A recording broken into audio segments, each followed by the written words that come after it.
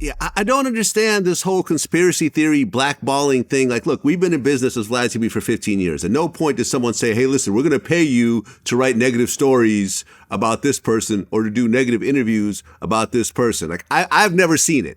You know, I have no idea if it actually happens, but to me, the whole thing sounds ridiculous. This whole blackballing thing in today's society, in today's business, there are so many outlets to get your stuff out. There's so many fans that you can go direct to that blackballing, I think, is an imaginary concept. And to people like Nicki and Mase who keep pushing this weird thing. And let me tell you, my experiences with Mase, to me, he's one of the worst people that I've met in the music industry. This is someone that will constantly waste your time. We've had so many Mase interviews that were supposed to happen that never happened.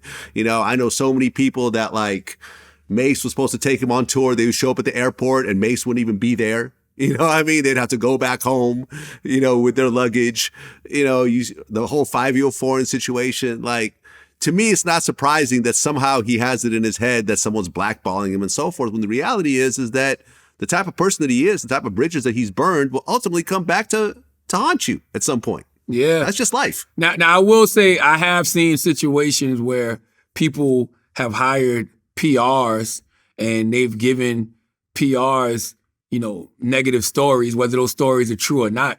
And that PR will try to get those stories placed on different outlets. I've seen that before. You know what I mean? I wouldn't call that blackballing though. I would just call that, you know, slander and defamation, especially if the stuff isn't true, you know. But yeah, I mean, yeah, I get exactly what you're saying. But you know, Mase is doing his thing now with that. It is what it is. Yeah. Show with him and Cam'ron. That looks like something that they always should have been doing. Like, and that's the funny thing about the business, right? Like when you think about all the things Mase has attempted to do over the past 15 years, nothing looked organic. Everything always seemed like, what is going on, yo? Whether it was the pastor thing, whether it was the G-Unit thing, all of that. But now, this is the first time I'm looking and I'm like, that's what he should be doing. Him and his OG friend, Killer Cam, Murder Mase, two people that we know were standout basketball players, sitting around talking sports. It is what it is. Like that, I'm looking like, that makes all the sense. That right there makes all the sense in the world. And can nobody so-called blackball you from that? In fact, it's the complete opposite, right?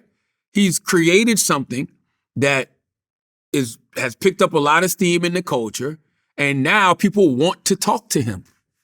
You know what I'm saying? People want to speak to Mase. Like they want to embrace this Mase. It is what it is, Mase. They weren't feeling the other versions of Mase, the other variants of Mase we got.